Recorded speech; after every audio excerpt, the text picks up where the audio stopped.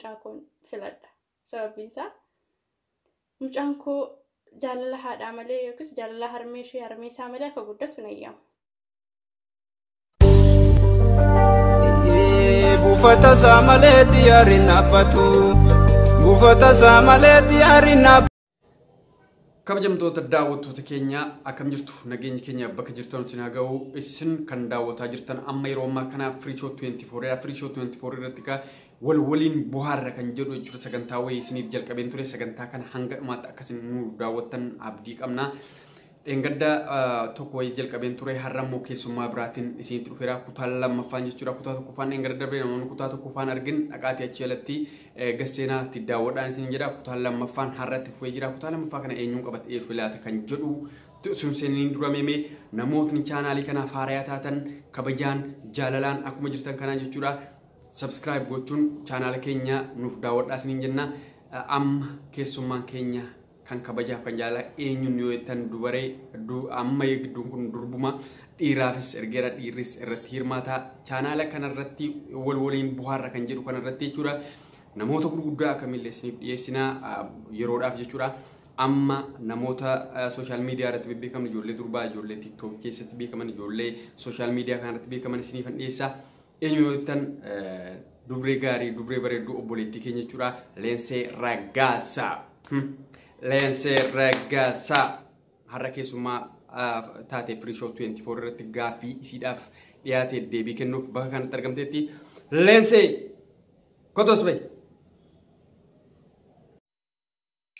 Ashamaa harka fuune hordoftoonni fi daawwattoonni Free Show 24 jalatti argamtan nagaa keessanii ani baay'eetti nagaa koodha. Egaa fuula haaraa irraa argaatiin jirtan kana Free Show 24 gaaffilee garaagaraa dhiyeessuudhaan keessummaa godhina affeeretiin jira. Anis immoo gaaffilee naaf dhiyaataniif deebii isaanii qabadhee kunoo egaa fuuldura keessanitti dhufeen jira. Amma xumura qophichaatti yoo waliin taatan deebiin gaaffichaa maal akka ta'e walumaa wajjin ilaallee irraa barannee ittis akka bu'aarru abdiin qaba. Amma xumura qophichaatti nu waliin ta'a jechuun kabajaan isin gaafadha. Jalqaba irratti garuu warroonni maatii Free Show taatan yaada keessanii like share gochuudhaan jajjabeessaanii yaadni keessan hamilee ta'aa fi isa kaleessa caalaa inni boru cimee hojiinsaa akka mul'atu taasisa. Wal wajjin ta'a wal tumsaa wal jajjabeessaa isin jechuun dhaamsa koodha. Akkasumas ammoo warroonni haaraa taatan keessummoonni jechuudha. Subscribe gochuudhaan Free Show maatii taasifadhaa. Hordofaa wantoota gaggaarii itti bohaartanii irraas baratan baay'ee isaanitti jiru. Jabaadhaa wal jajjabeessaa isin jechuun dhaamsa kooti. Egaa kallattumaan gara gaaffii deebii keenyatti ceenaa. Amma xumura qophichaatti nuffii tokko malee obsaan akka nu waliin taatan kabajaan isin gaafadhaa. Gaaffiin inni jalqabaa akkas jedha. Dursa maqaa keef bakka itti dhalatte akkasumas ammoo iddoo amma jirtu himtuun siin jedhee maal faanatti himtaa? Egaa maqaan koo Leensee Raggaasaan jedhama. Baay'ooleen keessan toora FB irratti na beektu jedhee man yaada. Iddoon itti dhaladhee Arsii Bahaa naannoo Asallaa magaalaa dheeraa iddoo jedhamtuttidha. Iddoon amma jiru ammoo biyya Dubaay kanan jiru. Gaaffii kana garuu iddoon itti wal nu dhabsiistu jirti isa booddee dubbanna. Lammaffaan ammoo addunyaa kana irraa maaltu si gammachiisa jalqaba irratti? Addunyaa kana irraati wanti na gammachiisu. Wantoonni nu gammachiisan baay'ee isaaniitu jiru. Garuu jalqaba ta'ee kan inni kaasuu jiraate nagaadha. Nagaan jira taanaan hundumti isaa jira. Gatii ta'eef inni jalqaba irratti na gammachiisu nagaan jiraachuudha. Nagaa keessa jaalala jira gatii ta'eef anaaf ammoo hangafni waan hundumaa jaalalatti namana. Kanaaf iddoo nagaan jiru hundumti isaa jira waan ta'eef wanti ta'ee jedhee na gammachiisu yoo jiraate nagaadha jechuudha. Gaaffiin sadaffaa osoo jaarsi keessatti durba wayii waliin osoo jiru itti dhuftee maal gootaa jedha. Homa gochuu hin danda'u. Sababiin isaa wayis godhee bu'aa hin qabu gatii ta'eef nama jaallattu tokko irratti ammoo waa gochuun hin salphatu. Baay'ee cima jedhee man yaada. So homaa gochuu hin danda'u. Nan callisa. Yeroo baay'ee miira keessa gaafan ta'u waa tokko gochuu hin danda'u. Nan callisa. Kan jedhee egaa yerichatti maal tokko ta'u hin beeku. Amma dhaabadhee gaafan ilaalu garuu waan godhu natti hin fakkaatu.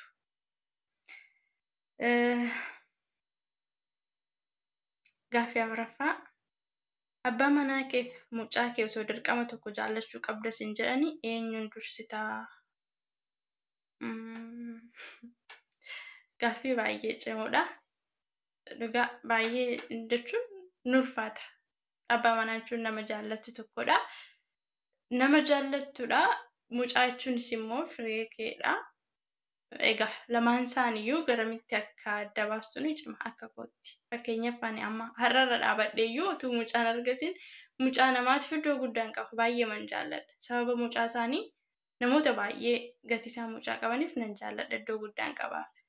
Kana jechuun ammoo egaa yoo yaadamu kan namaatiif hammas iddoo yoo qabaatan kan ofii hoo kan jedhu tilmaamuun isaa salphaa miti. Mucaa koodha. Sababni isaa abbaan manaa koo akka inni si jaalladhu beekaa. Jaallannaan iyyuudha. Haadha manaa isaa ta'e kana mucaa argadhee fi godhadhee fi so amma immoo har'a dirqama ta'ee filannootti gaafa dhiyaatu mucaa koon filadha. Jaalladheeraa jaallannaan mucaa godhadhee fi amma immoo mucaan koo jaalala harmee ishee yookiin harmee isaa malee akka guddatu hin eeyyamu. So mucaa koon filadha.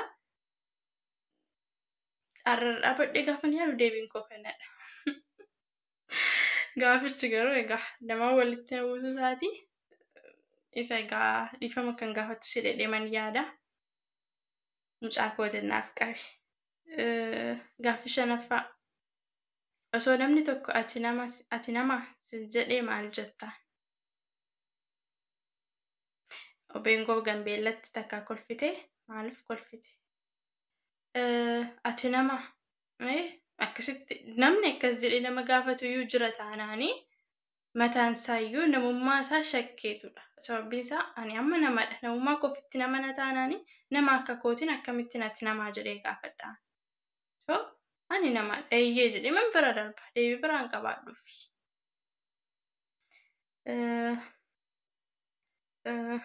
Abbeen koo Gambeellaatti takkaa kolfitee hin kolfine. Sichi yoon kolfe garuu maaliif akkan kolfe sitti hima. So hin kolfine. Jaaffaa. Mudannoo yeroo jalqaba biyya namaa deemtu si mudate maal ture? Yoo dagadheeraanu. Mudannoo ammas jedhamu waan dagatamuu hin dandeenye illee hin qabu. Egaa akkuma beekamu hundumti keenya rakkinichaa afaan jirraan kan ka'e wantoota nu ajajan adda baafachuu dadhabuu hunduma keenya bira jira. Kana yoo ta'in irratti waan hin daganne akkas yaadannoo ta'e kanaaf hin qabu. Egaa wantoonni akkasii immoo yeroo tokko qofa hin taane ji'oota baay'ee nu rakkisaa turanii haalonni afaanii kanarraan kan hafe yaadannoon hin daganne hin qabu jechuu barbaadeeni.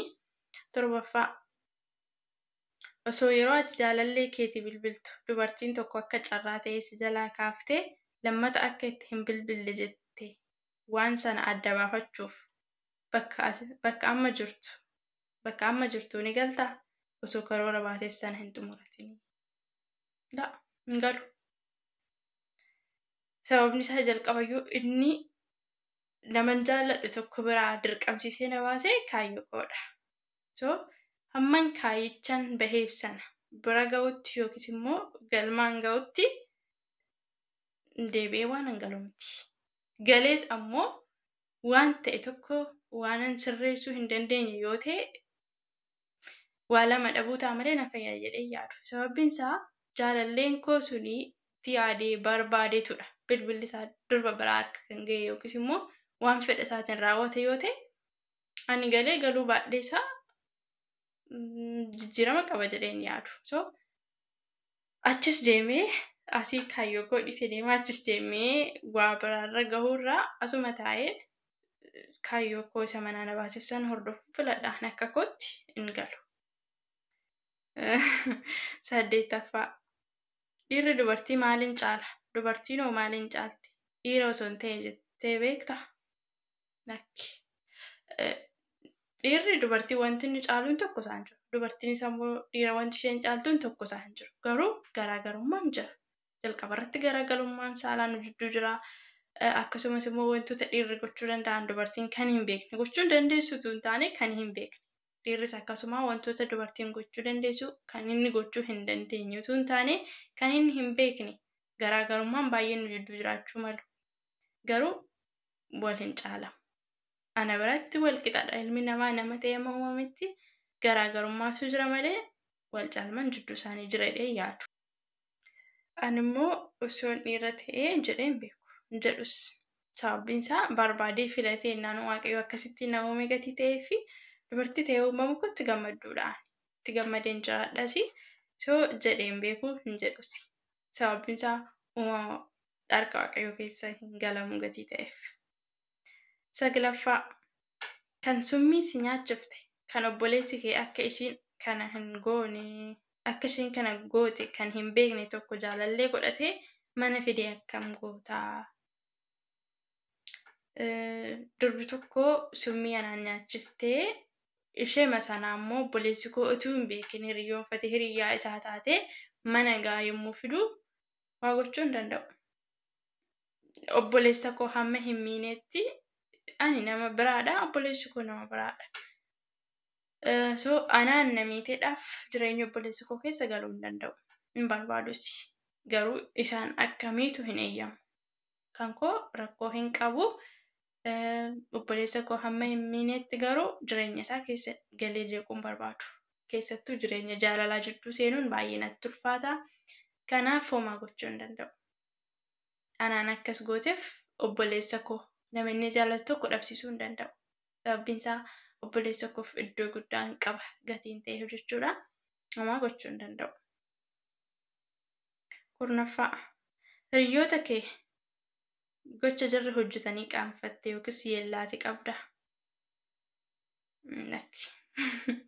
Hiriyoota ammas inni jedhamanis qabu. Isaaniin qabu keessas wantoonni isaan hojjetanii ittiin saalfachiisan jiru. Amma yoonaatti hin argine. Kana booda immoo egaa hin beekamu. 11ffaa. Ilmoon ilmoo abbaa keetii siif maal ta'a? Ilmoon ilmoo abbaa kooti. Abbaan koo ana qofa yoo ta'e ilmoodhuma koo ta'a. Obbolaa koo biraa jiran yoo ta'e immoo ilmaan obbolaa kooti jechuudha. So ilmoodhuma kooti walumaa galatti akkuma ilmaanitti lalamamtee ilmoon ilmoo abbaa kooti ilmoo kooti. Yookiis immoo ilmoo obbolaa kootiiti. Adaadaa waan akkasuma jedhamu mitiire. So kanadha. Egaa gaaffii 11 gaafatame 11 deebiseetiin jira. Yeroonni jalqabaatii kaasee hamma xumuraatti wajjin taatan ulfaadhaa horaa bulaa jeebanaan isiniin jedhaa jabaadhaa wal jajjabeessaa. Egaan kabajamtoota daawwattoota Free Show 24 qophiin keenya guyyaa har'aa kanan gammaa ture isin keessummeessuun kan isin waliin ture an Sabaamboon Furisaa ogeessa kaameeraa fi teeknikaa anuma keessummaan keenya guyyaa har'aa immoo gaaffii babbareedaa isiidhaaf dhiyaate akka gaariitti deebistee akka gaariitti nu bohaarsiteetti jennee abdii qabna. Namoonni chaanaalii kanaaf haaraa taana akkuma sila jennee subscribe gochuun dagatina. Namoota immoo an akkam fiduuf ajajjanatti dabarsuu barbaadan kuno bakka yaadaatti jechuudha. Namoota akkanaa fidi namoota akkanaa dhiyeessii jedhaati bakka yaadaatti naaf ka'a. Waliin bohaarraan kun hamma dhumaatti itti fufa jechuudha. Kutaa dhaabinsaan qabu kutaa tokkoffaan dhangala darbee kutaa lammaffaadha kun. Kanaaf hundumti keessanuu hirmaachuu dandeessu. Waa tokko kun qoosaa afaan keenyaan jechuudha. Bohaartii afaan keenyaan guddisuudha. Namoonni chaanaalii biraa yaala deemanii jechuudha. Sammuu jiraatiin bohaaranii akka waan bohaarsii yookaan barnoonni afaan Oromootiin hin jirreetti hojjetanii jiranii gara sanatti dacha'aa waan ta'eef gara kanatti deebifnaa fi namoota meemee sooshaal miidiyaa kanarraa gara kanatti deebisnee immoo al tokko sammuu jiraa walitti qabnee ittiin waliin bohaarree ittiin bohaarre jedheetan sagantaa kana qabee sagantaa kana irratti namoota guddaa isiniif dhiyeessaa akkasumas immoo ijoollee bakkoota garaa garaa jiran isiniif fideen dhufa dhiirota baay'ee dubartoota baay'ee jiranii jiraafin dhiyeessaa artistoota moodelistoota akka jiran jechuudha namoota baay'een isiniif dhiyeessaa kanaaf isinis immoo namoota tokkomtan yookaan namoota nama kanuuf fidi jettan yoo jiraate bakka yaadatinaaf kaan isinin jedha qophiin keenya guyyaadhaa kan gammaa ture fayyaanaataa horaa bulaan isinin jedha laayikii si'eettuun dagat